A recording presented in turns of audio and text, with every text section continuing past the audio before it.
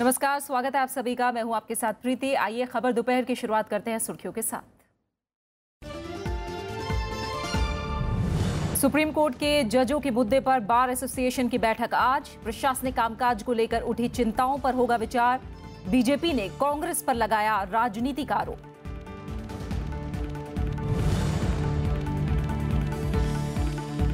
कार्ति चिदंबरम के 5 ठिकानों पर प्रवर्तन निदेशालय की छापेमारी। एयरसेल मैक्सिस डील मामले में कार्रवाई। आईएनएक्स मीडिया के लिए विदेशी निवेश में कथित अनियमितता से जुड़ा धन शोधन मामला।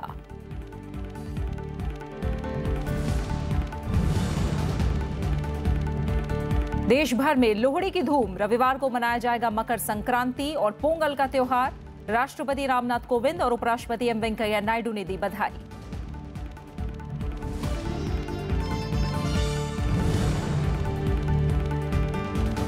परमाणु समझौते पर ईरान को बड़ी राहत। अमेरिका ने टाला नए प्रतिबंध लगाने का फैसला। राष्ट्रपति डोनाल्ड ट्रंप ने कहा दूर करेंगे समझौते की खामियां।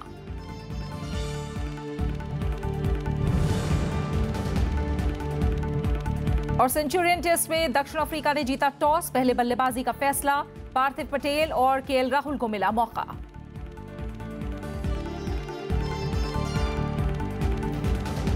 बीजेपी ने कांग्रेस पर जजों के मामले में राजनीति करने का आरोप लगाया है।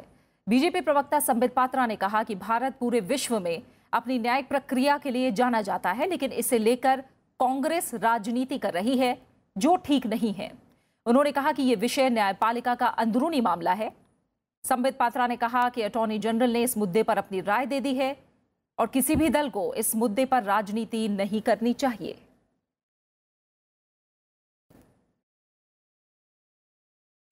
भारत पूरे विश्व में सर्वाधिक लोकप्रिय लोकतंत्र के लिए, मजबूत लोकतंत्र के लिए जाना जाता है।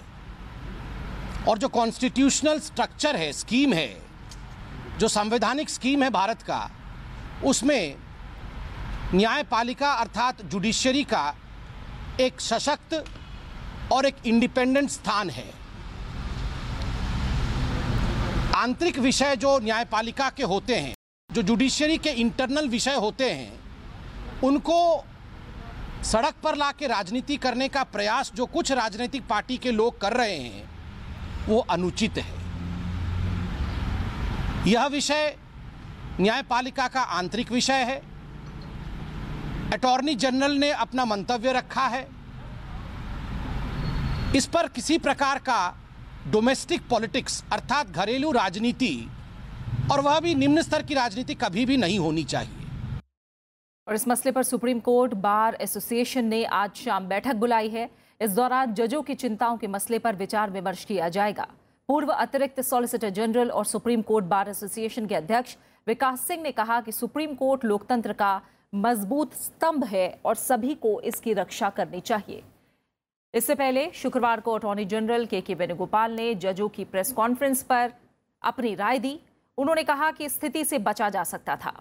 पीटीआई के मुताबिक अटॉर्नी जनरल ने कहा कि आपसी बातचीत से सभी जजों को इस मामले का हल निकालना चाहिए। शुक्रवार को सुप्रीम कोर्ट के 4 जजों ने प्रेस कॉन्फ्रेंस करके न्यायपालिका के प्रशासनिक कामकाज को लेकर चिंता जताई थी। As the president of the SCBA, I will try to ensure that the stature of this court is restored to its position, and if not restored, in fact, becomes even better than what it was before this crisis happened. There is a crisis of credibility, and we will have to play a very proactive role in ensuring that this credibility crisis is resolved. प्रवर्तन निदेशालय ने पूर्व वित्त मंत्री P Chidambaram के बेटे कार्ति चिदंबरम के दिल्ली और चेन्नई स्थित ठिकानों पर छापे मारे हैं। एयरसेल मैक्सिस डील से जुड़ी कथित अनियमितताओं के सिलसिले में ईडी ने यह छापेमारी की है। एयरसेल मैक्सिस डील को पूर्व वित्त मंत्री पी चिदंबरम ने 2006 में मंजूरी दी थी। ईडी का कहना है कि पूर्व वित्त मंत्री 600 करोड़ रुपए तक के प्रोजेक्ट को मंजूरी दे सकते थे, जबकि ये मामला 3,500 करोड़ रुपए का है। इसके अलावा ईडी ने कार्ति चिदंबरम पर गुरुग्राम में एक प्रॉपर्टी छिपाने और इसे एक विदेशी कंपनी को किराए पर देने का आरोप लगाया है। इस कंपनी को 2013 में एफडीआई की मंजूरी मिली थी। Officers told me they believe that Mr. Karti Chidambaram was occupant of this house. I told them that he is not the occupant of the house. He is a resident of Chennai and I am the occupant of the house. Since I had a search warrant, I said I have no objection. You can search, but I will record my protest that there is no scheduled offence. Consequently, there are no proceeds of crime and the ED has no jurisdiction to investigate under PMLA. और इसी मसले पर बात करेंगे हमारे संवाददाता रविंद्र सिंह शोरान इस समय हमारे साथ जुड़े हुए हैं। रविंद्र, एयरसेल मैक्सिस डील में हुई धांधली के आरोप में ईडी की ओर से छापेमारी की गई है। क्या अपडेट है इसके बारे में? क्या और ज्यादा जानकारी मिली है? कहां-कहां छापेमारी की गई और क्या-क्या हासिल हुआ है? कि दिल्ली के ग्लोर पार्क स्थित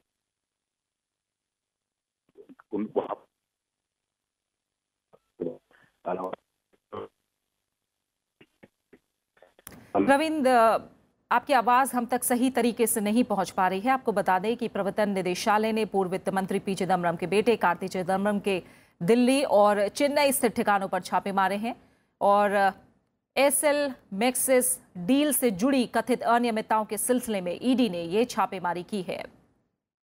एयरसेल मैक्सिस डील को पूर्व वित्त मंत्री पी चिदम्बरम ने 2006 में मंजूरी दी थी और ईडी का कहना है कि पूर्व वित्त मंत्री 600 करोड़ रुपए तक के प्रोजेक्ट को मंजूरी दे सकते थे, जबकि यह मामला 3,500 करोड़ रुपए का है।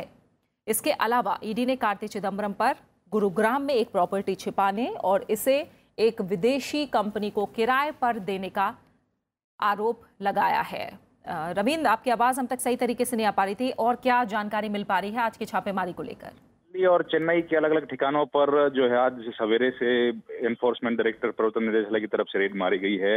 ये पीएमएलए के तहत एक दर्ज किया गया prevention of money laundering act के तहत दर्ज किया गया आईएमएक्स एयरसेल जो मैक्सिस जो मीडिया था उसके एक जो विलय का मामला था उससे जुड़ा हुआ ये केस है, जो कि वर्तमान के राज्यसभा सदस्य पी चिदम्बरम जो उस वक्त फाइनेंस मिनिस्टर थे 2006 का ये मामला है। उस वक्त पे उन्होंने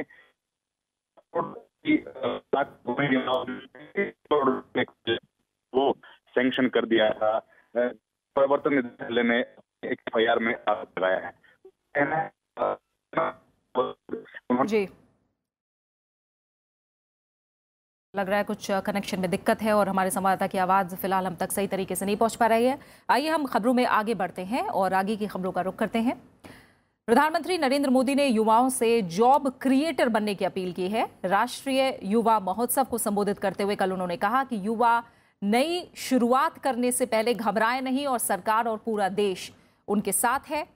राष्ट्रीय युवा दिवस पर प्रधानमंत्री ने युवाओं से जाति और धर्म के नाम पर गुमराह करने वालों को सबक सिखाने की बात भी कही है। स्वामी विवेकानंद की जयंती पर नोएडा के गौतम बुद्ध विश्वविद्यालय में 22वें राष्ट्रीय युवा महोत्सव का शुक्रवार को आगाज हुआ। इसे प्रधानमंत्री नरेंद्र मोदी ने वीडियो कॉन्फ्रेंसिंग के जरिए संबोधित किया। उन्होंने कहा कि युवा जो काम करते हैं वही देश के भविष्य की दिशा तय करता है और इसलिए आज वो जो संकल्प लेंगे वही सिद्ध होकर भी तैयार करेगा। प्रधानमंत्री ने युवाओं से अपनी ऊर्जा राष्ट्र निर्माण और न्यू इंडिया बनाने में लगाने की अपील की। हम स्वामी विवेकानंद की उस बात को याद करते हैं। वो कहते हैं युवा वो होता है जो बिना अतीत की चिंता किए अपने भविष्य के लक्ष्यों की दिशा में काम करता है। और इसलिए आप जो आज संकल्प लेंगे वही सिद्ध होकर देश को भी अपने संकल्पों की पूर्ति के लिए तैयार करेगा, सिद्धि प्राप्त करेगा। संकल्प से सिद्धि के विषय पर आयोजित इस 5 दिन के महोत्सव में देश के 3,500 से ज्यादा युवा हिस्सा ले रहे हैं। शुक्रवार शाम प्रधानमंत्री ने कर्नाटक के बेलगावी में भी राष्ट्रीय युवा दिवस और सर्वधर्म सभा को वीडियो कॉन्फ्रेंसिंग के जरिए संबोधित किया। कुछ समाज विरोधी लोगों ने जाति के नाम पर बांटने का षड्यंत्र कर रहे हैं। ऐसे लोगों को आज की युवा पीढ़ी, मैं मानता हूं कि उनको जवाब दे के रहेगी और जवाब दे रही है। राष्ट्रपति रामनाथ कोविंद और उपराष्ट्रपति एम वेंकैया नायडू ने भी स्वामी विवेकानंद की जयंती पर उन्हें याद किया। प्रधानमंत्री नरेंद्र मोदी ने एक वीडियो संदेश जारी कर स्वामी विवेकानंद को नमन किया।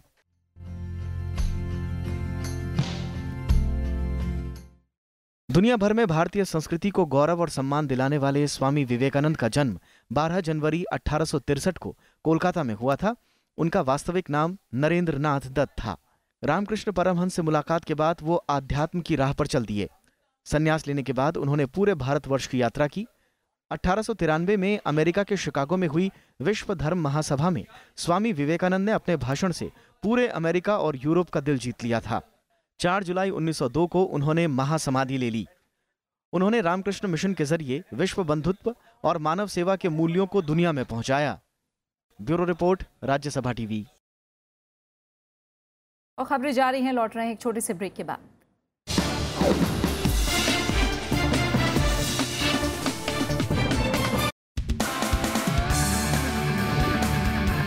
नमस्कार, राज्यसभा टीवी में आपका बहुत बहुत स्वागत है। मैं हूं श्याम सुंदर और आज हम पहुंचे हैं उत्तराखंड की राजधानी देहरादून में और मौजूद हैं यहां की विधानसभा प्रांगण में। और ये खास कार्यक्रम है राज्यनामा, राज्यों का विकास, जनता के मुद्दे।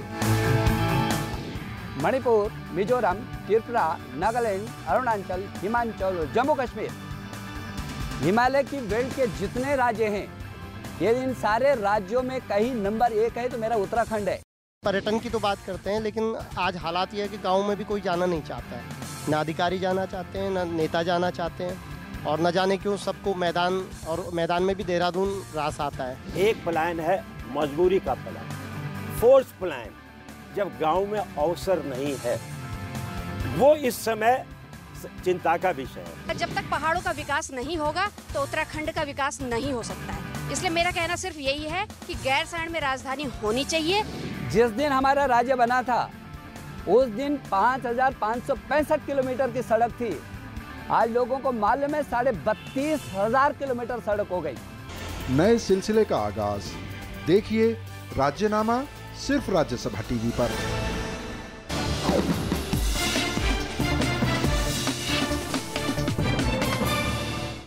चुनाव आयोग मतदान से 48 घंटे पहले प्रचार अभियान बंद करने के चुनावी कानून से जुड़े प्रावधान में संशोधन करेगा। इस मामले में सलाह देने के लिए एक पैनल गठित किया गया है। दरअसल आयोग शिकायत मिली थी आयोग को कि सूचना प्रौद्योगिकी के साथ चुनाव कानून को लेकर तालमेल नहीं बन पाया। इसी के चलते ये कदम उठाया गया है। पैनल की अध्यक्षता वरिष्ठ उपचुनाव आयुक्त उमेश सिन्हा करेंगे। पैनल में चुनाव आयोग से 8 अन्य सदस्य भी होंगे।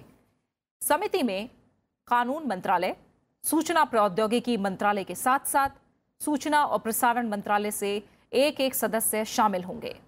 2 अन्य सदस्य प्रेस काउंसिल ऑफ इंडिया और नेशनल ब्रॉडकास्टर्स एसोसिएशन से शामिल किए जाएंगे। ये पैनल अगले 3 महीनों में रिपोर्ट देगा। भारत में 5 साल की उम्र तक के नवजात शिशुओं की मृत्यु दर में रिकॉर्ड कमी आई है। 2015 के आंकड़ों के मुताबिक देश में प्रति 1000 शिशु मृत्यु दर 43 थी, जो 2016 में घटकर 39 पर आ गई है। शुक्रवार को स्वास्थ्य मंत्री जेपी नड्डा ने कहा कि ये उपलब्धि सरकार के प्रयासों का नतीजा है। सरकार का लक्ष्य इन आंकड़ों को प्रति 1000 पर 25 तक लाने का है। स्वास्थ्य मंत्री ने उम्मीद जताई कि 2030 तक इस लक्ष्य को हासिल कर लिया जाएगा। कर्नाटक में आगामी विधानसभा चुनाव को लेकर आज दिल्ली में कांग्रेस की अहम बैठक होने वाली है। इसमें कांग्रेस अध्यक्ष राहुल गांधी समेत पार्टी के दूसरे वरिष्ठ नेता शामिल होंगे। राहुल गांधी पार्टी के वरिष्ठ नेताओं के साथ कर्नाटक में चुनाव की रणनीति को लेकर चर्चा करेंगे।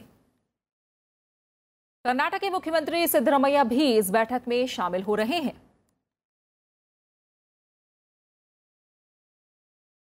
उपराष्ट्रपति एम वेंकैया नायडू ने कहा है कि अलग अलग जाति, वर्ग और धर्म के बावजूद लोगों का एकजुट होना ही राष्ट्रवाद है। आंध्र प्रदेश के नेल्लोर में स्वर्ण भारत ट्रस्ट के कार्यक्रम में उन्होंने ये बात कही। युवा दिवस पर स्वामी विवेकानंद को नमन करते हुए उपराष्ट्रपति ने कहा कि युवाओं को स्वामी विवेकानंद से प्रेरणा लेकर राष्ट्र के निर्माण में सहयोग देना चाहिए। उपराष्ट्रपति एम वेंकैया नायडू ने युवाओं को स्वामी विवेकानंद की शिक्षाओं से प्रेरणा लेने और देश के विकास में भागीदारी निभाने की सलाह दी है। शुक्रवार को आंध्र प्रदेश के नेल्लोर में स्वर्ण भारत ट्रस्ट के संक्रांति समारोह में उपराष्ट्रपति ने कहा, आज की युवा पीढ़ी को देश की समृद्ध सांस्कृतिक विरासत को समझना चाहिए। उन्होंने कहा कि स्वामी विवेकानंद के उपदेश आज भी प्रासंगिक हैं और युवाओं को इन्हें अपने जीवन में लागू करना चाहिए। उन्होंने कहा कि युवाओं को लगातार आगे बढ़ते रहना चाहिए जिससे लक्ष्य हासिल किया जा सके। उपराष्ट्रपति ने तेलुगु साहित्य की महान हस्तियों का जिक्र करते हुए कहा कि मानव सेवा ही सर्वोपरि है। उन्होंने कहा कि असल सुख लोगों की मदद करने में है।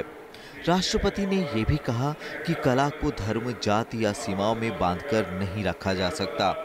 प्रतिभा का सम्मान हमेशा होना चाहिए। उपराष्ट्रपति ने इससे पहले स्वर्ण भारत ट्रस्ट में सोमपल्ली नॉलेज सेंटर का शुभारंभ किया। इसके अलावा उन लोगों के लिए एक हेल्पलाइन की शुरुआत भी की जिन्हें दृष्टि संबंधी समस्याएं हैं। मकर संक्रांति की पूर्व संध्या पर उपराष्ट्रपति ने कलाकारों और खेल हस्तियों को सम्मानित भी किया। इस मौके पर तमिलनाडु के राज्यपाल बनवारी लाल पुरोहित समेत कई हस्तियां भी मौजूद रहीं। राजकमल राव, राज्यसभा टीवी, नेल्लोर। स्वामी विवेकानंद के योगदान पर कल दिल्ली स्थित विवेकानंद इंटरनेशनल फाउंडेशन ने चर्चा का आयोजन किया। इसमें राज्यसभा सांसद स्वप्नदास गुप्ता, के सुब्रमण्यम और अनिर्बान गांगुली मुख्य वक्ता थे। वक्ताओं ने स्वामी विवेकानंद के बताए रास्ते पर चलने और उनका अनुसरण करने पर जोर दिया। शुक्रवार को देश भर में स्वामी विवेकानंद की जयंती मनाई गई। इस मौके पर राजधानी दिल्ली में विवेकानंद इंटरनेशनल फाउंडेशन की तरफ से चर्चा का आयोजन किया गया। कार्यक्रम में शामिल हुए राज्यसभा सांसद स्वप्नदास गुप्ता ने कहा कि स्वामी विवेकानंद के उपदेश देशभक्तों के लिए प्रेरणा का माध्यम बने। He was the inspiration, to my mind, the real symbolic inspiration behind many of those who sacrificed their lives for the country and who brought about freedom and who propelled people to actually believe that there is a destiny of India. Swami Vivekananda योग अनुसंधान संस्थान जुड़े के सुब्रमण्यम और Shyama Prasad Mukherjee research foundation के निदेशक अनिर्बान गांगुली ने भी चर्चा में हिस्सा लिया। दोनों वक्ताओं ने स्वामी विवेकानंद के बताए रास्ते पर चलने और उनका अनुसरण करने पर जोर दिया। At present, we have only Aparavidya. We should be happy and we will be grateful to the government of India if only it can introduce Paravidya into our educational curriculum. Abiding sense of Indian exceptionalism in this age and time. And I think that is what is one of Swami Vivekananda's constant self-renewing message before us. चर्चा के दौरान लोगों ने वक्ताओं से सवाल जवाब भी किए। 12 जनवरी 1863 को कोलकाता में जन्मे स्वामी विवेकानंद की जयंती को देश भर में युवा दिवस के तौर पर मनाया जाता है। नवविक्रम सिंह, राज्यसभा टीवी, दिल्ली। सेना प्रमुख जनरल बिपिन रावत ने कहा है कि चीन भले ही ताकतवर हो, लेकिन भारत भी कमजोर नहीं है। एक प्रेस कॉन्फ्रेंस में उन्होंने कहा कि भारत किसी को भी अपनी जमीन पर अतिक्रमण नहीं करने देगा। उन्होंने उत्तरी सीमा पर ज्यादा ध्यान देने की जरूरत बताई। सेना प्रमुख ने कहा कि भारत और चीन की सेना के बीच जल्द ही हॉटलाइन संपर्क भी स्थापित होगा। सेना प्रमुख जनरल बिपिन रावत ने शुक्रवार को सालाना मीडिया सम्मेलन में चीन और पाकिस्तान से लेकर जम्मू कश्मीर में आतंकवाद और हथियारों के स्वदेशी निर्माण जैसे मुद्दों पर विस्तार से अपनी बात रखी। उन्होंने साफ किया कि चीन के साथ डोकलाम विवाद के बाद भारत ने सैन्य तैनाती से लेकर तैयारी में काफी बदलाव किए हैं और सेना हर चुनौती से निपटने में सक्षम है। उन्होंने बताया कि उत्तरी डोकलाम में अभी भी चीनी सेना की मौजूदगी है, लेकिन यथास्थिति बनी हुई है। At the military level, we know that if there is a threat from China, we have to be prepared for it. And therefore that action is being taken to ensure that our preparations go on. I have always said that our focus on the has to shift on the northern borders. For too long we've kept our focus on the western front. सेना प्रमुख ने कहा कि हथियारों और सैन्य साजो सामान के मामले में स्वदेशी और मेक इन इंडिया पर जोर दिया जा रहा है और इसीलिए अपेक्षाकृत कम गुणवत्ता यानी कम GSQR वाले उत्पाद को भी सेना मौका दे रही है। हालांकि उन्होंने ये भी कहा कि अग्रिम और रणनीतिक सीमा स्थलों पर तैनात सैनिकों को असॉल्ट राइफलों के साथ आधुनिक बुलेट प्रूफ जैकेट से 2 सालों में लैस कर दिया जाएगा। उन्होंने बताया कि अब ड्रोन से भी निगरानी बढ़ाई गई है। 2017 में हमारा फोकस साउथ कश्मीर में था, इस बार हमारा फोकस थोड़ा बहुत नॉर्थ कश्मीर में शिफ्ट होगा। और नॉर्थ कश्मीर से मेरा कहने का मतलब है हम लोग अपनी intensity of operations Baramulla, Pattan, Handwara, Kupwara, Sopore और लोलाब और सम नॉर्दर्न एरियाज ऑफ बांदीपुर। सेना प्रमुख ने बताया कि पाकिस्तान अभी भी सीमा पार से आतंकी भेजने की फैक्ट्री बना हुआ है। उन्होंने बताया कि बदली रणनीति से सेना को दक्षिण कश्मीर में आतंकवादियों से निपटने में बड़ी कामयाबी मिली है और बीते साल 39 आतंकवादियों को जिंदा गिरफ्तार भी किया गया। सेना प्रमुख ने शायद पहली बार यह कहा है कि जम्मू कश्मीर में सीमा पार से होने वाले संघर्ष विराम उल्लंघन के मामले में पाकिस्तान को अब उसी की भाषा में जवाब दिया जा रहा है और पाकिस्तान को 3 से 4 गुना नुकसान उठाना पड़ रहा है। उन्होंने साथ ही कश्मीर के सरकारी स्कूलों में दी जा रही शिक्षा पर भी गहरी चिंता जताई और कहा कि सरकार को इस पूरी शिक्षा व्यवस्था की समीक्षा करने की जरूरत है। जितेंद्र नेगी के साथ पंचानन मिश्रा, राज्यसभा टीवी। आईआईपी के नवंबर महीने के आंकड़ों में मजबूती देखने को मिली है। औद्योगिक उत्पादन 25 महीने के उच्चतम स्तर पर पहुंच गया है। नवंबर में ये 8.4% पर पहुंच गया है, जबकि अक्टूबर में आईआईपी 2.2% पर आ गई थी, जो 3 महीने के निचले स्तर पर थी। नवंबर में विनिर्माण क्षेत्र, खनन और ऊर्जा के अलावा कैपिटल और प्राइमरी गुड्स क्षेत्र में बढ़त दर्ज की गई है।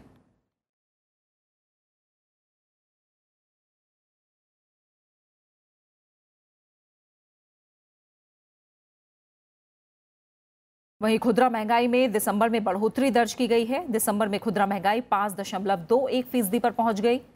नवंबर में ये दर 4.88% थी। दिसंबर में खाद्य पदार्थ, अंडे और सब्जियां महंगी हुई। दिसंबर में खाद्य पदार्थों की महंगाई बढ़कर 4.96% पर पहुंच गई। इस दौरान अंडे, सब्जियां और फल भी महंगे हुए, जबकि मोटे अनाज और दालें सस्ती हुई। निजी गोपनीयता और सुरक्षा के लिए पासपोर्ट पर अब माता, पिता, पति या पत्नी के नाम नहीं होंगे। उस पर अब पता और ईसीआर भी नहीं होगा। नए पासपोर्ट पर पुराने पासपोर्ट का नंबर भी नहीं होगा। पासपोर्ट के रंग भी अलग अलग होंगे। जिनके इमिग्रेशन चेक जरूरी हैं, उनके पासपोर्ट नारंगी रंग के होंगे, लेकिन जिन्हें जांच की जरूरत नहीं है, उन्हें वर्तमान नीले रंग के पासपोर्ट ही दिए जाएंगे। हालांकि पुराने पासपोर्ट अपनी वैध अवधि तक मान्य रहेंगे। विदेश मंत्रालय ने बताया कि ये परिवर्तन तलाकशुदा परिवारों, सिंगल पेरेंट और गोद लिए गए बच्चों को होने वाली समस्याओं को ध्यान में रखकर लिया गया है। इजरायल के प्रधानमंत्री बेंजामिन नेतन्याहू रविवार को भारत की 6 दिन की यात्रा पर दिल्ली पहुंचेंगे। इस दौरान उनकी प्रधानमंत्री नरेंद्र मोदी से मुलाकात भी होगी। बैठक में दोनों देश रक्षा और व्यापार के अलावा इजरायल फिलिस्तीन संबंधों समेत कई अहम मुद्दों पर चर्चा करेंगे। साथ ही दोनों देशों के बीच आपसी संबंध बढ़ाने और सहयोग के विस्तार पर विचार विमर्श होगा। विदेश मंत्रालय के मुताबिक बेंजामिन नेतन्याहू की प्रधानमंत्री नरेंद्र मोदी से मुलाकात सोमवार को होनी है। बेंजामिन नेतन्याहू की भारत यात्रा इसलिए अहम है क्योंकि प्रधानमंत्री नरेंद्र मोदी ने पिछली जुलाई में ही इजरायल की ऐतिहासिक यात्रा की थी। इजरायल के राजदूत डैनियल कार्मन ने भारत के साथ संबंधों को सदाबहार बताया है। उन्होंने कहा कि किसी भी बाहरी कारणों से दोनों देशों के बीच विश्वास और दोस्ती में कोई फर्क नहीं पड़ेगा। इजरायल के प्रधानमंत्री बेंजामिन नेतन्याहू 14 जनवरी को 6 दिनों की यात्रा पर भारत आ रहे हैं। अपनी यात्रा के दौरान वो दिल्ली के अलावा मुंबई, आगरा और अहमदाबाद भी जाएंगे। उनके साथ इजरायल का एक बड़ा व्यावसायिक प्रतिनिधिमंडल भी आ रहा है। इजरायली राजदूत ने कहा कि हाल में संयुक्त राष्ट्र में भारत के यरूशलेम में इजरायल की राजधानी के रूप में मान्यता देने के अमेरिका के प्रस्ताव के खिलाफ भारत के वोट डालने से आपसी संबंधों की गहराई और गर्मजोशी पर कोई फर्क नहीं पड़ेगा। I think that I'm sure that what we are manifesting in our relationship throughout the years is that the relationship is an all-weather relationship. It is not influenced by anything external to this relationship. And I've been asked many times, since we talk about democracies and since we talk about countries with similar values, and I have to say similar challenges and maybe identical or similar solutions. America ने फिलहाल Iran के खिलाफ नए प्रतिबंध नहीं लगाने का फैसला किया है। राष्ट्रपति डोनाल्ड ट्रंप ने कहा है कि वो ईरान पर प्रतिबंधों में ढिलाई को आखिरी बार बढ़ा रहे हैं। उन्होंने कहा कि ये फैसला इसलिए लिया गया है ताकि यूरोप और अमेरिका परमाणु समझौते की खामियों को सही किया जा सके। 2015 में विश्व के 6 प्रमुख देशों के साथ हुए समझौते के तहत ईरान के खिलाफ लगे प्रतिबंध हटा लिए गए थे। ईरान परमाणु समझौता ईरान और जर्मनी सहित संयुक्त राष्ट्र सुरक्षा परिषद के 5 देशों के बीच हुआ था। पिछले दिनों जब राष्ट्रपति ट्रंप ने ईरान समझौते से बाहर निकलने की बात कही, तब भी जर्मनी, फ्रांस और ब्रिटेन ने खुलकर उनके फैसले का विरोध किया था। बात क्रिकेट की।